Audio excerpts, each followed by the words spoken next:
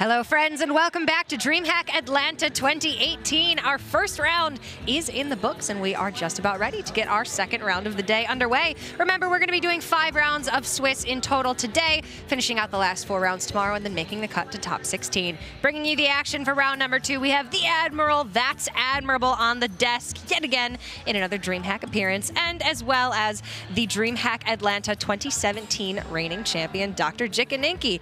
Admirable, it's always good having you here. How are you doing today? I'm doing fantastic. Got to talk to a lot of the players here. It's always good to see him at an event and, you know, get the hugs going around and the good lucks and everything going, and talking to players about how foolish they were for not bringing as many Mooklas as Purple had brought to this tournament.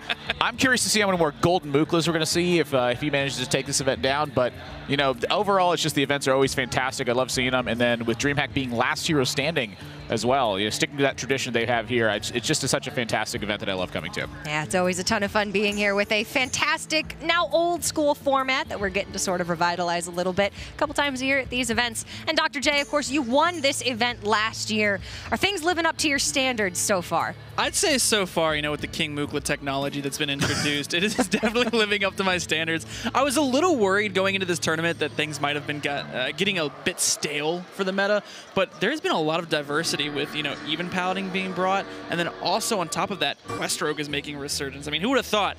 I thought that deck might have finally been gone once Giggling Inventor got hit, but apparently it's still alive. And it wasn't doing too well for Flo in the first round, but the King Mooklas for Purple and for Gallon, who brought Mookla in 3 of his 4 decks, have worked out. They're both 1 and 0 so far. And we're going to have a bit of a strange deck in this series as well. It's going to be Orange taking on Ike. So 2 previous DreamHack champions. Ike with that 13 and 0 performance at Denver last year, beating in the finals. Oh, who was it? Oh, that's right. It was you, Jace. Why do we have to bring that up? Career-ender match. That's what Admirable described it to me. He said, after that match, you have done nothing, Jace. That was a career. All you do is become a caster after that. Other career. But the interesting deck that I was talking about is, of course, Orange's Xerix Cloning Gallery Priest deck. This is a deck that Gallon brought to WESG Finals last week, and he got swiftly 0-3'd with it against Just Sayin, who ended up winning the event. So, going to see now if this Priest deck can put up a bit of a stronger performance for Orange here up against Ike. Yeah, and then you get to look at the competitors. Ike's going to be on the right side. We were just looking at a close-up of Orange, always a handsome man to see. I was talking about this with Flo out on the floor earlier. I feel like Orange gets more handsome every single event I see him at, and I just don't know how it's possible. Like it's already at the peak. I don't understand how it keeps getting better. You know what I think it is? Orange is incredibly stylish. He's not rolling up to a tournament in a t-shirt and some basketball shorts. No, he's rolling up wearing a pea coat the entire time. And not a black pea coat, a delightful gray pea coat. Very tasteful. Yeah, that delightful gray is a very nice color. You know, when you go with the standard black pea coat, it's not, you know, it doesn't highlight the essentials as much, but, you know, that gray pea coat, just makes sense. It just makes sense. And we'll see if that Xerix Cloning Gallery Priest makes sense in his lineup. He's also brought a Death Rattle Hunter, a Mally Druid, and an Odd Paladin. We can go ahead and take a look at the bans, which decks these guys just don't want to have to play against. Interesting ban strategies across the board so far. Druid having been banned quite a bit in the first round, and no exception, Orange's Druid will be out of the contention. That was a Mally Druid. Ike's Paladin will be gone. That is an Odd Paladin deck. So that leaves the Paladin Hunter Priest for Orange and the Druid Shaman and Rogue for Ike. It's an even Shaman. Yeah, even Shaman seems to just be right up Ike's alley. He just always seems to play Shaman in some variation. And it's never like a normal Shaman. It's never like the one you expect. Whack. It's always like just got that Ike flavoring to it. It's like going to your favorite restaurant and there's just something a little bit different about it, but it's the same kind of food you always eat. That's Ike with Shaman. Yeah, and this Shaman is very interesting with the fact that it has the Beaker's Lightning, I believe is what it's called, the 0-mana deal 1 to all overload 2. It also has a copy of Zap in it. So it looks like Ike was really prepared for other aggro decks with this. And, you know, I don't know if it was necessarily my favorite restaurant that I would go to get Beaker's Lightning.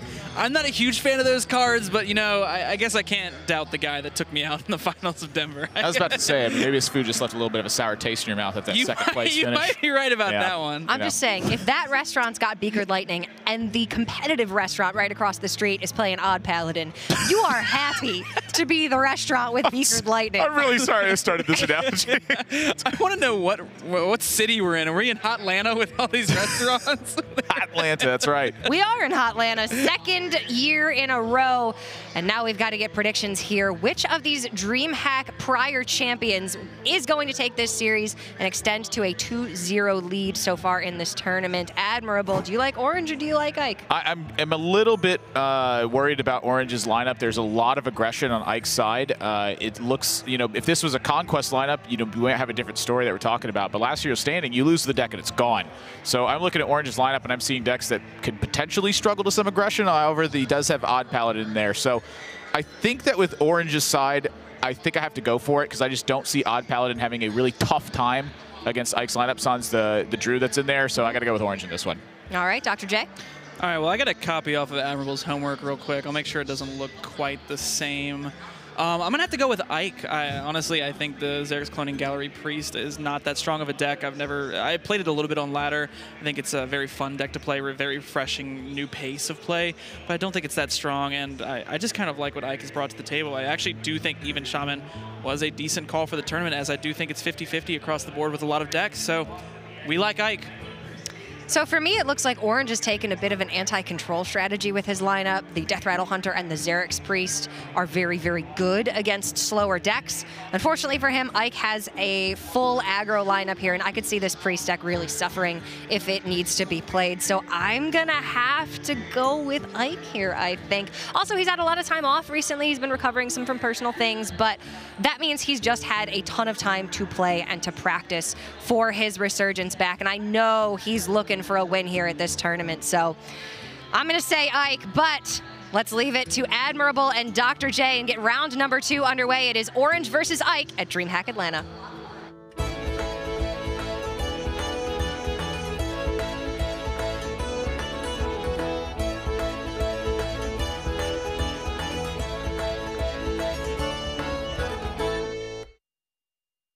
DreamHack Hotlanta coming hot at you in a hot second round with a hot match. And some, I was going to say hot players, but, I mean, I don't know if that fits in there or not. I mean, we were talking about Orange being stylish, so maybe we go with stylish players. There we go. That's Ike. See on the screen, we just got to look at Orange. These two are about to battle off. We have differences of opinions on who we think is going to win this one as we roll into game number 1 and start kicking things off. Again, Conquest and last year's standing, two very different styles of formats. In Conquest, you're trying to have lineups that don't have those pinpointed weaknesses. Or if they do, it's stuff that your opponents aren't popularly going to target. You want to have spots in your lineup that can shore it up. You don't want to be left super vulnerable to something. In last year's standing, it's often about having counter options available to you. When your opponent wins with a deck, you need to have a deck strong against it because you don't want to have those even matchups. You want to snowball the series, take back that lead, and then secure that victory at the end. I look at the lineup for Orange, and Odd Paladin is the reason that I think that he could beat Ike in this one. I normally always am a pick Ike kind of guy. Ike's a good friend, he's a good deck builder, and he's taught me a lot about the game, how to simplify a lot of scenarios where I was overthinking and overcomplicating things. But man, I'm worried about this Odd Paladin, should that show up. Orange leading off here with the Cloning Gallery Priest. It's a deck that's vulnerable to aggression, and that's exactly what Ike has on game number 1, though. Yeah, Ike does have a very aggressive lineup, and I can share that sentiment when you're thinking about the Odd Paladin being very strong against Ike's lineup. A lot of times, though, it'll come down to, let's say Ike gets the even Shaman into Odd Paladin. Sometimes it can come down to just as simple as rolling a Healing Totem on turn 1 to win the game. That's why I really like this even Shaman from Ike. I think in last year's standing, sometimes it's also just a very important necessity to have a deck that is almost 50-50 across the entire board. A lot of times, we'll see maybe even Warlock because it's one of those decks that potentially can sweep or beat anything. And I think even Shaman has that strong potential. So what to you is like one of the big factors here when you're looking at this matchup? Orange coming with this combo-heavy deck, the main goal for him is to get to that card he just took right there, Xerix Cloning Gallery. Makes a 1/1 copy of as many minions in his deck as it can onto the board. It can't hit the same minion twice. If you want to hit the same minion twice, it means you got to have 2 copies of it in there. It counts each minion independently. What's the main factor that Orange is looking for if he's going to survive this onslaught early on? He's definitely going to need some tools like Holy Smite, the Shadow Word Pain, potentially a Psychic Scream later on in order to kind of stabilize and get to that point. He can take a little bit of early game damage. He doesn't want to take too much necessarily. So he has a couple of the tools to get him there. I think a lot of this depends on how quick of a start Ike's Even Shaman can bring. So for instance, Ike's Even Shaman is a bit slower because it does have those tech options like the 0 mana spells, whereas most Even Shamans, you know, they just kind of run that minion package.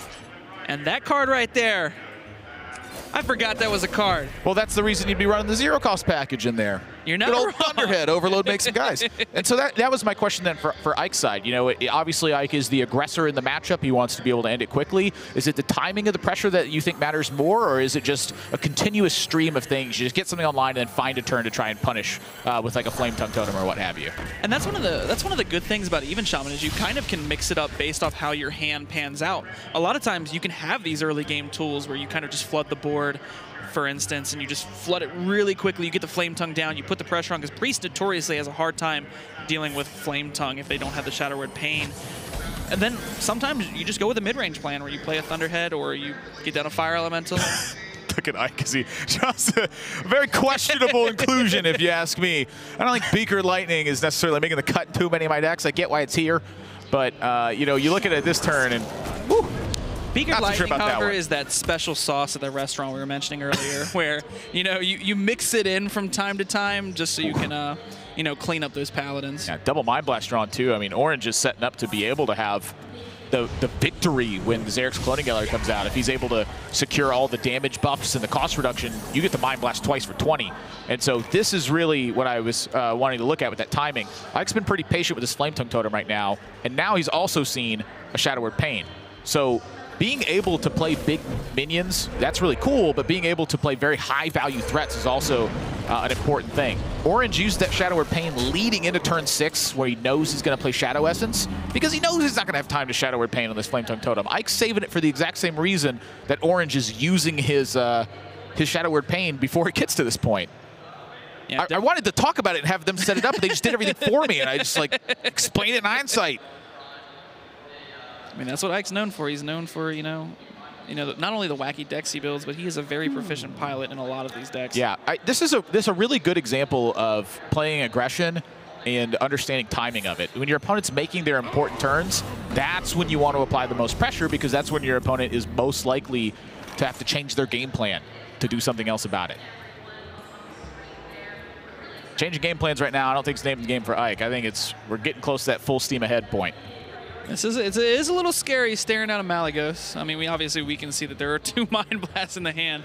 That's quite a bit of damage, but Ike is going to want to set up a 2-turn lethal if at all possible. The question he's going to ask himself is, can he do that while killing this Malagos as well? Well, he's got 7 on board if he chooses to use the obvious kill. Fire Elemental on the Malagos, trade in the Totem, the Taunt Totem that shifts over the damage from the Flame Tongue over to the Berkspark Eel, so that drops Orange to 15, and then you're representing 6 plus 7 on Blort plus whatever you'd have in your hand. So Ike instead, he's going to slow that down and say, you know what, it's not quite as good, but I'm going to go with it this way. Even holds on to the Earth and Might in this spot. Then a Psychic Scream turn, so maybe he doesn't want to throw that away. And that's why he also didn't Totem there, is because he did not want to give up the, you know, Psychic Scream to be as powerful as possible.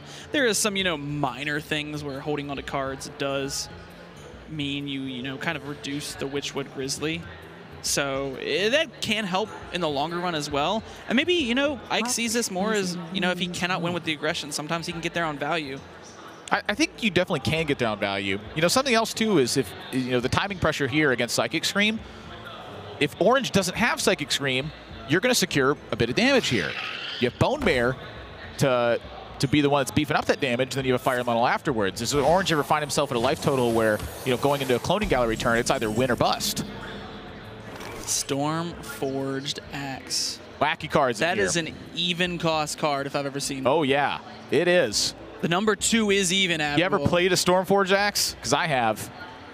I think I have. I dislike pretty much every time I do it. I'm probably going to agree with you there. In my one time probably playing it. You know, this is a really unique spot here for Ike, too. The coin from that Gilded Gargoyle on Orange's side, that is such an important tool to Orange's deck. Ike has an opportunity here to shift away the Taunt Totem from the Flame Tongue Totem, so that way that Gilded Gargoyle is not going to fetch a coin on the following turn. Oh, it doesn't look like he's going to go for that. I really liked what you were suggesting there with the placement, because if he doesn't get the coin, he can't coin out the most powerful play in the deck, and that is the Xerx's Cloning Gallery. So a little thing like placing that Bone Mare, taking the attack first and placing that Bone Mare over, could have changed the entire course of this game. It's a tough call to make, too, you know, because Orange does have to have Cloning Gallery here, and then he's got to have the goods to back it up. And well, right now he does, and I'm pretty sure the way his deck is built, I think this is just guaranteed lethal, actually. I think with the combinations of minions left in Orange's deck, that is a guaranteed lethal setup because he's drawn some of the minions that are not a factor into that one-turn kill. So if you're wondering what just happened, Orange plays Xerx's Cloning Gallery, bunch of 1/1 sweep onto the board. He's got 2 minions that reduce the cost of spells. He's got Malagos, he's got Prophet Velen, so +5 damage and then double that damage. 2 free Mind Blasts for 20 each. And you know how I knew it was lethal? The Shaman exploded. Yeah. But if you're wondering how the lethal happened. That's very important, because Orange did do that very quickly. And that's how I feel when I play against that deck sometimes. I'm like, oh, I'm crushing him, I'm winning. Oh, I'm dead. Out of nowhere, you're just dead. And the deck is very feast or famine in its strategy. It either produces spectacular wins or it goes out in a, you know, I guess a blaze of glory is the right call for it. It usually just kind of dies when it's not doing its thing. It's not much of a blaze of glory when it just kind of can't do anything. But that's the first aggressive deck taken down for Orange now. Yeah. I do think the Priest actually isn't that bad against the aggressive decks. I think it's more so susceptible to something like Odd Rogue. I think Odd Rogue does do very well against it. But something like even Shaman, where it doesn't necessarily have the burn from the hand, I think it has a fair chance against it. I mean, you said Odd Rogue. And there it is. Say it 3 times and it comes. How much different is this matchup now for Ike, though? I mean, you kind of mentioned that even Shaman is not quite as aggressive of a deck. It's more of a flexibility in game plan is what keeps it strong. What's the difference here? So this one is going to be much more aggressive in the early stages of the game. You're going to be able to get onto the board, not necessarily as wide, but you will get onto the board faster with taller minions. For instance, a Henge Clan Thug or a Vicious Fledgling, or even this SI7 agent. It's much different than, say, a Mudspurky or just a Totem, that if you don't have the Flame Tongue Totem to back it up. And this play right here, this is another one. Yeah. I love this play. Yeah. This is my favorite Hearthstone play. I think right now this Holy Smite might be one of Orange's favorite Hearthstone plays as well. You don't want to really be facing down cold-blooded minions this early. It's one of the few tools that the Priest does have to kind of combat this, but even so, I mean, Ike's probably just going to play an SI7 agent and say, deal with this one now. Well, Orange looks like he's thinking about some stuff here. It does have double Spirit Lash and Smite, so he could handle a 3/3 on the following turn if he lets this connect. True. That would give him time to use Shadow Visions. He could simply heal for 2 in that spot. Orange has got a very strong hand for handling this kind of pressure right now. And it's not just as simple as see big minion kill the minion. Sometimes it again is that same factor. It's about the timing of the pressure. Orange has a Shadow Essence in hand, so he wants to make sure that he disrupts Ike's Fungalmancer turn before he goes into that. He's got a Spellstone in hand. If he's able to hang on by a thread and then recover by reviving key minions, that's another way for him to win in this situation. I think that Orange using a tool here to set up a Spirit Lash Smite on this following turn is really clever. I think it is as well. I think it's a very good spot from Orange. Obviously, the go-to was, Holy Smite the 5/2. But like you were mentioning and like you were saying, setting up for future turns is something that separates like really good Priest players from, the mediocre ones. And I think that might be a key to why this deck, isn't as popular. But if it's put into the hands of a very good pilot, it can produce results like this. It's a little tricky stuff. Yes. We like tricky stuff. Tricky stuff's tricky. It's tricky to play around the Odd Rogue cards. It's tricky. Tricky, all right. Tricky, tricky, tricky. Ike going to take time to dagger up here. Wants to develop strong into the Fungalmancer turn. When he sees a Spirit Lash that early, I think, Orange pretty much telegraphs that he's got another Spirit Lash. Yes. In that vein. So Ike may not necessarily be thinking that it was a Spirit Lash Holy Smite setup, but he thinks that, oh, okay, maybe one of the few ways he could deal with it was Spirit Lash this turn to set it up on the following turn. Yeah. And now with both Spirit Lashes gone, he secures himself a Fungalmancer spot. I don't believe there's actually any tools in the deck that get Orange out of this situation. Fungalmancer's going to land. Could get another Holy Smite from the Shadow Visions to clean up both of the 1-drops, so the Fungalmancer won't land as strong. So there's definitely there's something to be spotted there, but the issue is, as soon as you commit to that, you're kind of stuck with that line of play. So I don't mind holding the Radiant Elemental as well. You know, I almost feel like I'm in the opposite camp of that. I feel like playing the Radiant Elemental can perhaps, you know, just alleviate the life total a little bit, but maybe doesn't want to water down a revive pool or wants to save it for a key moment. You know, Psychic Scream also a very big tool. If you can manage to stay alive, it's a very different story you're looking at with Psychic Scream, you know, being able to buy you so much time later on. Psychic Scream is the most crucial card in a lot of these aggro matchups. And living there is, you know, the most crucial thing the Priest can do. It's just living to that turn 7 or that turn 6 where you can either Psychic Scream or coin out the Psychic Scream. That's the tough part, too. Yeah, living there is the toughest part for Priest. The Priest decks nowadays are notoriously bad for trying to live to that point. Yeah, when Orange plays the Radiant Elemental here afterwards, what that tells me, too, is that he had no intention of ever of taking a smite from Shadow Visions there. You think so? Well, why would you not have played the Radiant Elemental first? At this point, Orange is looking at the hand and going, oh, I don't think this is enough to survive. I just hope Ike starts attacking my things. You know, if he doesn't attack his things, that gives him coin and Psychic Scream on the following turn. Radiant Elemental is one of those high priority minions that you want to kill in a lot of Priest decks, because otherwise it lets them cheat. They get extra mana for free. Cheating's not fun. Cheating's cheating. Speaking of cheating out plays, I think this is pretty darn close to being about the only play Orange has. I mean, you know, before I was looking at it, I'm like, coin Essence doesn't get there sometimes. I mean, sometimes you get Vile Spine or what have you. The Grizzly, you get Vile Spine sometimes, but it provides you defense if that's not there. Yeah, you kind of need the Grizzly here. And he's even going to commit the coin for the Holy Smite. And I don't know if I necessarily agree with this. But in Orange's mind, he needed to commit the Holy Smite that turn. Because, I know, you're looking at that Vile Spine. Well, he needs a lot of things to happen now. That is a huge draw for Mike. That's massive. That Vile Spine was a pretty big draw. I was gonna allude to the Holy Smite earlier. It's a hot draw. It's a hot draw in Hot Atlanta. I was gonna allude to it earlier, though, saying that the reason he did that is because even if he can coin at the Psychic Scream, he's just gonna die to the dagger.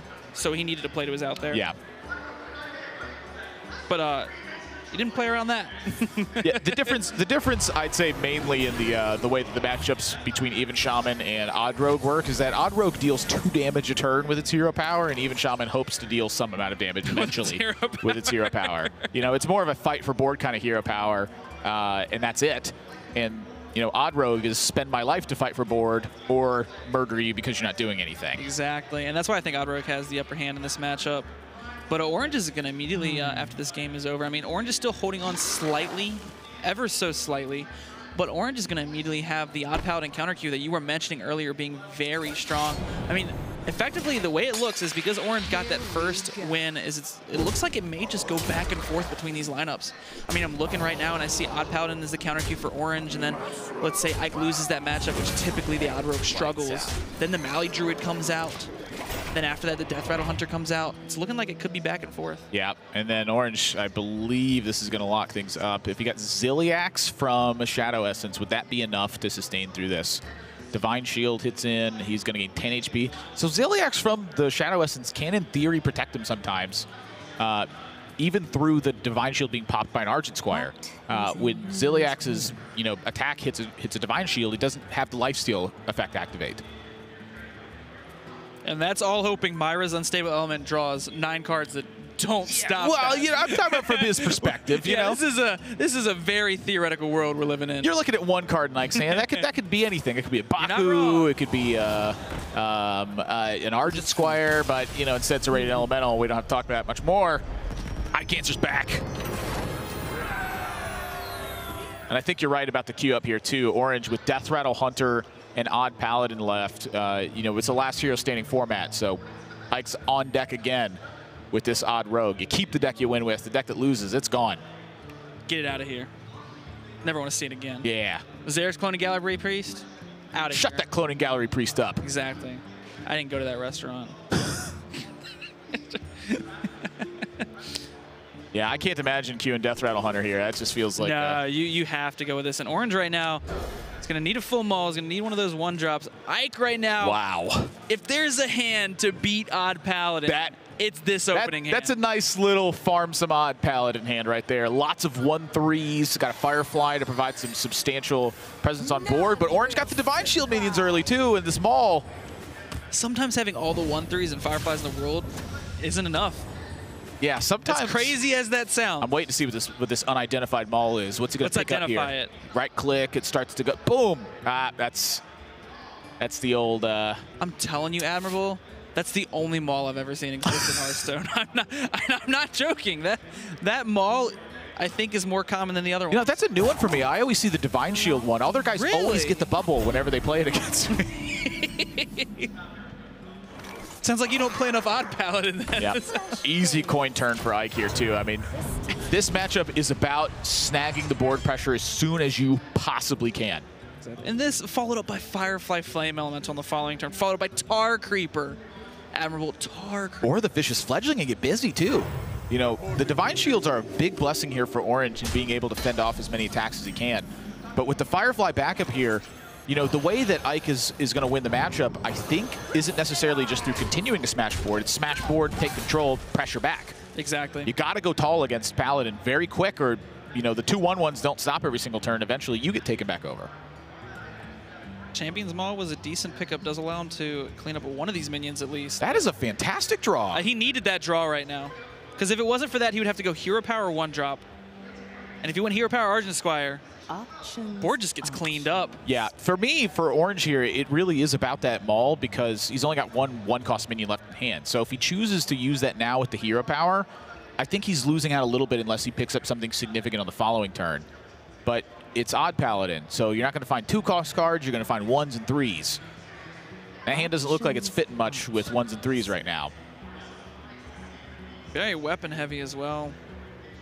Although I do think this Champion's Maul was probably one of the better draws in the deck. Looks like he might just clean up, you know, 2 minions. It looked like he was hovering over Well, the it makes a lot of sense to do that, too, I think. Definitely a hard call to make, especially with that level up in hand, but you already know that they're going to make the trades for you, and it would put 3 minions at 1/1s. Here's that Vicious Fledgling you were talking about. This is the one difference with that trade, though. If Orange had not traded, he would have a minion left on board and be able to kill this Vicious Fledgling instead.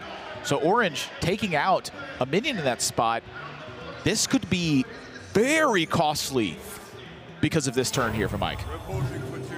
Something as little as that small detail could cost this game. I wasn't a huge fan of the trading. I would accept that one of the 1/1s died and keep the other one on the board. You kind of want to try and have 1/1s around because you know they're going to trade. Here we go. All right, what's in the box? Oh, boy. Wind Fury. Oh, boy. Oh, boy. Wind Fury again. Mega Wind Fury! Keep it going. Now, you can see Ike has brought the full suite of Dire Moles, including the fancier Dire Mole. Always a full golden deck kind of guy. Oh, I love the fully golden decks. That was a tradition I used to do. I am a large purveyor of golden cards. Oh, Admirable, that's why we get along. You're a man of taste. Eloquent taste in golden cards. Should I mean, look at that Vicious Fledgling. He just looks so happy. It is very vicious right now. I don't know if happy's the right word. Oh, Ike is happy. Well, yeah, Ike's very happy about it. Oh, nice pickup off the Stonehill, though. That could, you know, maybe play some defense for a bit, where otherwise your hand is, you know, a pretty miserable mess of cards that are disjointed and not really doing much right now. Oh my gosh, the 1-drops just keep coming. That's, you know, third of the deck. But I'm pretty said he had them all early. I'm pretty sure the only 1-drop we have not seen is the second Dire Maul. If he even runs the second Dire Maul. Okay, Southsea's fair. I meant the ones that were good against Odd Paladin. Does he run Argent Squire? Some of the decks I've seen cutting Argent lately. I think they cut Argent Squire for the, I'm drawing a blank on the card's name. The 1/3 that's on the board right now. Crystallizer? Crystallizer. I was thinking the additional 3-drops partially as well. You know, I've been seeing Blink Foxes in here additionally. The list has a lot of room for adjustment. Yeah.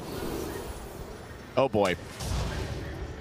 Ooh, Ike just wants this vicious fledgling to be as Well, large as possible. This is an interesting turn here, too, where, you know, Ike does have some maneuverability with how he wants to play this. You know, is it more important to be wiping minions off board right now?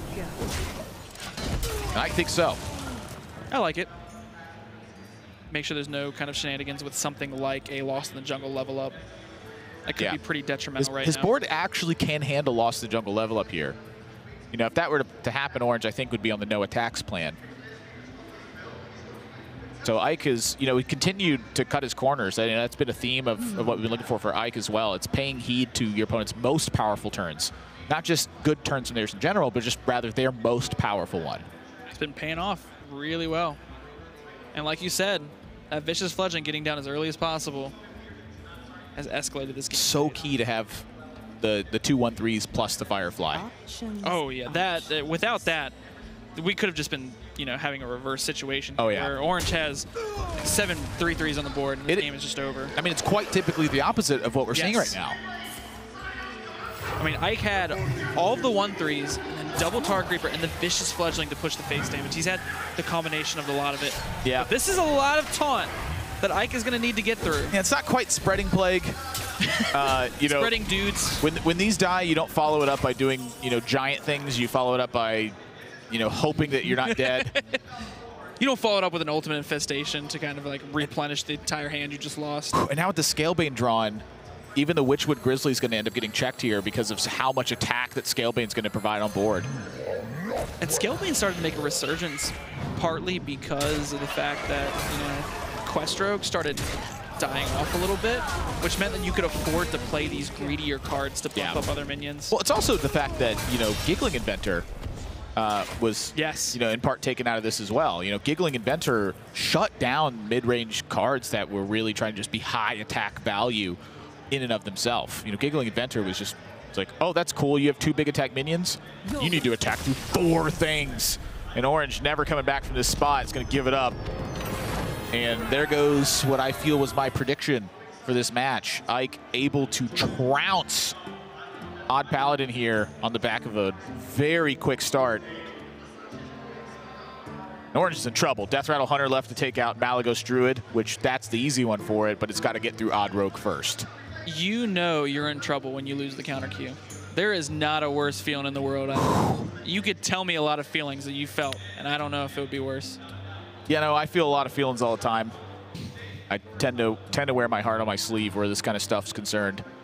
Orange, however, you know, I'd say like in the last year and a half or so, Orange has put a lot of time and effort into focusing on mentality, where before he would get very frustrated in these situations, but not like an angry frustrated, more like a what am I going to do now sort of frustrated. And instead, you just take it one step at a time. You look at, okay, well, how do I win the game? How do I overcome the bad situation?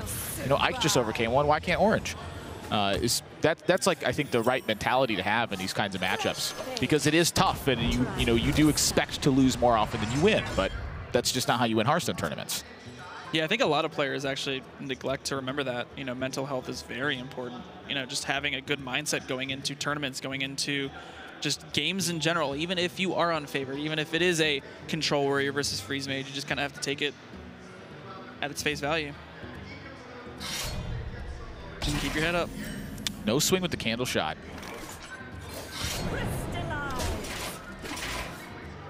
A little curious on that. I think it's more of a nod to the fact that Orange is pretty dedicated to swinging in the candle shot into, say, a Hench Clan Thug that might come down with the Hunter's Mark. So if he does put one hit into that, he's not killing this Crystal Weaver anyways. Yeah. And because of that, there's no real reason to hit into it. I'm just looking at a second one in hand.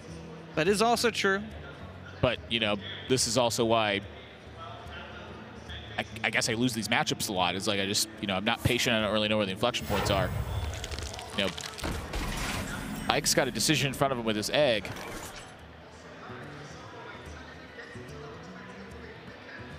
Are you an egg popper?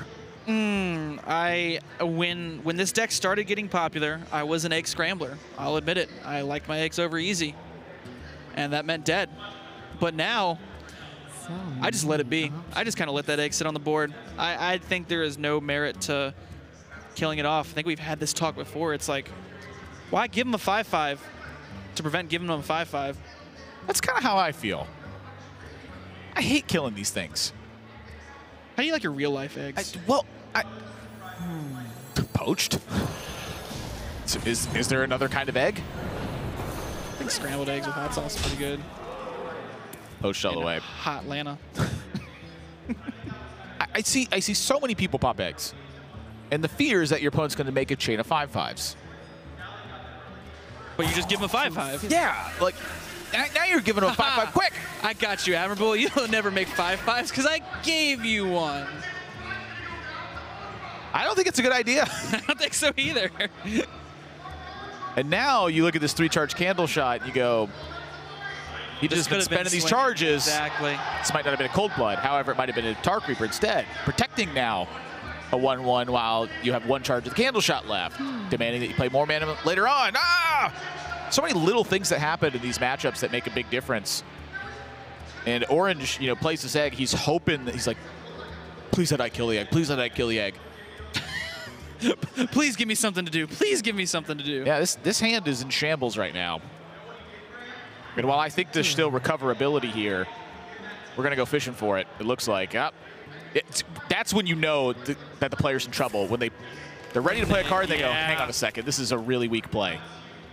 I think they were really looking for a play dead here. I think Orange wanted to play dead pretty desperately. That way he could fit in with his mana curve and get something onto the board. Yeah. Mind Control tech set up for the next turn.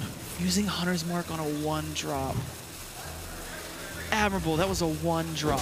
I'm very interested in this because Orange had just taken Mind Control tech. I was looking at this and thinking he's going to, see if Ike plays a minion, and then you Mind Control tech and you Hunter's Mark if there's something big left afterwards. He wants to preserve the health total, though. So Orange is looking down the road from this point to use Mind Control tech. I don't think Orange could have taken that 5 damage. I mean, if he did take the Tar Creeper, and then he had Hunter's Mark on the following turn, that would have been game swinging. Look, when Luck shuts the door, you got to open up the window. And I feel like Luck shut the door on this one very quick when the odd Paladin lost.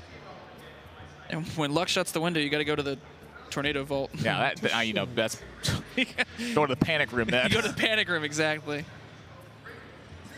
And when you find out there's no panic room, I don't know what you're doing then.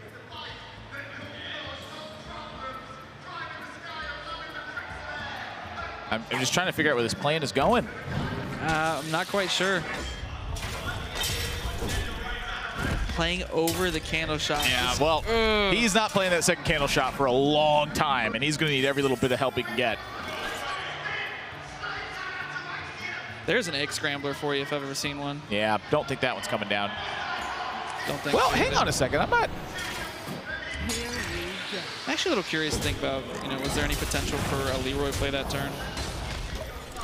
You could Leroy take 2 value trades. The reason you don't want to play it right now is because you're setting up to fend off a Witchwood Grizzly. Okay. That's going to be a common play for Orange on this turn. That's one of the reasons that I'm kind of curious about the poison in that spot. Is Ike, has Vile Spine on deck. This tells me that Ike is going to use, Void River this turn unless he draws a 1-cost card, and then make the push afterwards. And now with the SI7 drawn, even gets a payoff through that. Yeah, the SI7 was a very important draw. I think there could have been a couple different things that he could have done to navigate earlier. I'm not quite sure I like the, just Hero Power Deadly Poison. Yeah, I'm not sold on it either. I wasn't sold on that one. I think with that SI7, it's going to pan out pretty well for him. Look, I'm still looking at the product, but, I haven't bought it yet. Yeah. You're still looking at the menu at this restaurant, and you're wondering, if this didn't come with the SI7. I did it was a bad analogy, okay? You don't have to rub it in. I love the analogy. I loved it. You wanted to order the Void Ripper Martini, and then you were like, well, if it didn't come up with the SI7 olive, then I wouldn't have ordered it. This guy's tough. You get where I'm going with this. I'm picking up what you're putting down. Thanks, Admiral. Glad someone understands. Mind Control tech with a steal. It's 7 on board, 6 in hand for Leroy. Ike's got 13 on deck plus 14, 15 from the Hero Power. If Orange can draw something here that fends off, this is, I believe, checkmate. Oh, no, he's got the candle shot. I'm stupid. He can chip one of the 2-1s away. We'll be able to do that. It's Gotta be MC Tech, Spider Bomb. There's nothing else here. Unfortunately, takes one of the 2-1s, but you know, needed to take something here. 1 damage off lethal for Ike right now. By the hair of Orange's chinny chin chin. And even being 1 damage off lethal, he's gonna have Myra's for refill. Yeah, well, you also just, you know, have a dagger up that or demands another taunt. Word from on the Orange. street is the dagger can deal multiple turns of damage. He's looking for a cold blood.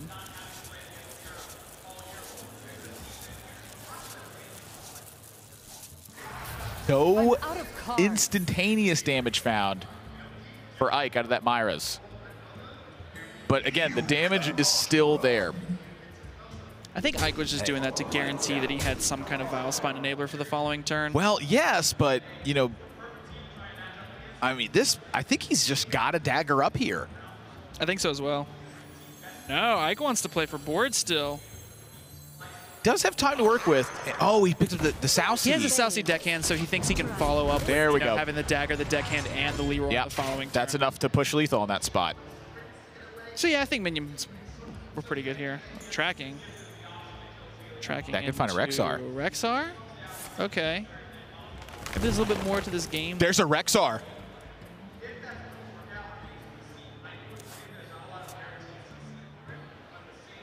That's clear skies. But Orange is going to have to keep building beasts. That's not necessarily a bad thing. The rest of his hand is blowing up his own minions and buffing his deck. He doesn't need his deck to be buffed. He needs to stay alive right now.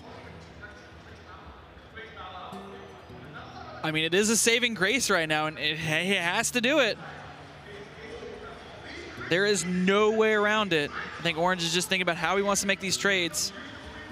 Even probably going to sacrifice the Spider Bomb just to clear up that 1 drop. So you play the Rexar first, and it helps you visualize things. You know you're going to play Rexar. Yes. Let's get that play. Up to 14 life.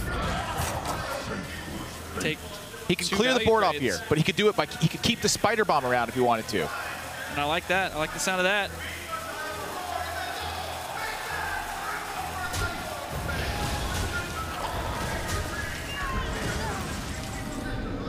Right now, Ike is in fatigue because of that Myra's unstable element.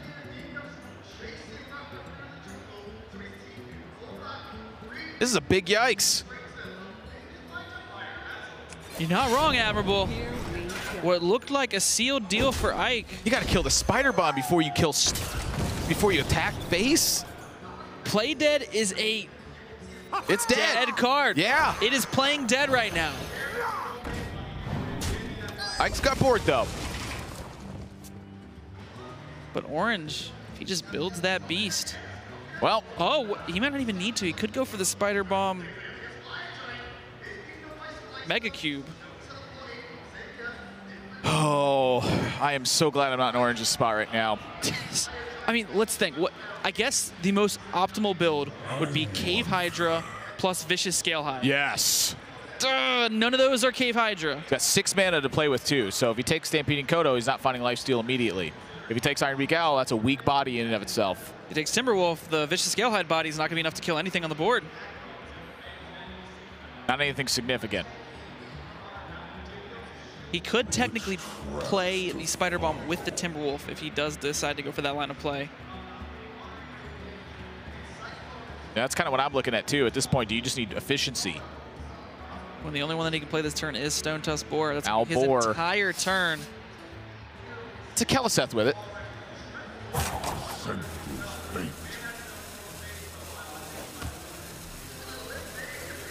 Yeah, Orange is in desperately stay alive mode right now.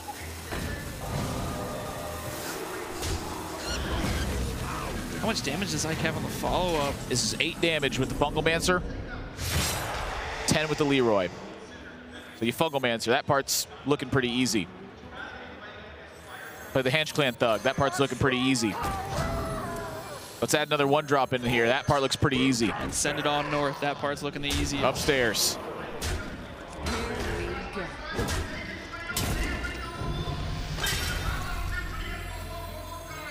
Ike splits the minions in Heed to Cave Hydra. Orange needs help. And that's not enough help. I mean, it looks like he may be able to get there, but you press that button It has to We be need some Game lifesteal Hydra. here. None of these do anything. 5 HP is what the most you could gain from this spot. It's the corpse widow plus lifesteal. That wipes out the hench clan thug, gives you 5 extra health, takes you 11. You're staring down, leaves on board that way. Also play the spider bomb,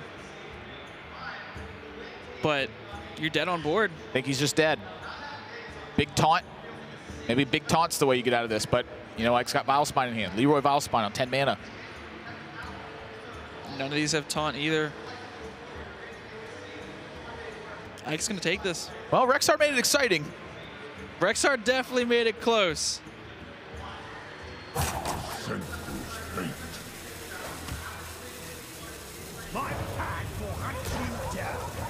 Shaw, Spider Bomb, trying to live. But it's not going to do it. Ike's got the goods, and he's got a 3-1 victory over Orange in this one. Told you that Odd Rogue. Odd Rogue is strong. I was worried when the Odd Paladin hit the Odd Rogue for Orange. But Odd Rogue, you know, sometimes, you know, it can catch you off guard. It's a powerful deck. Very good deck. This is always a common sight for me when I see two very strong players after they finish a match. They always start talking about it right away. It's hard not to. They talk about strategy, too. I was like, man, strategy later, man. Just, I want to rub it in. If I beat Dr. J, I'd be like, boom!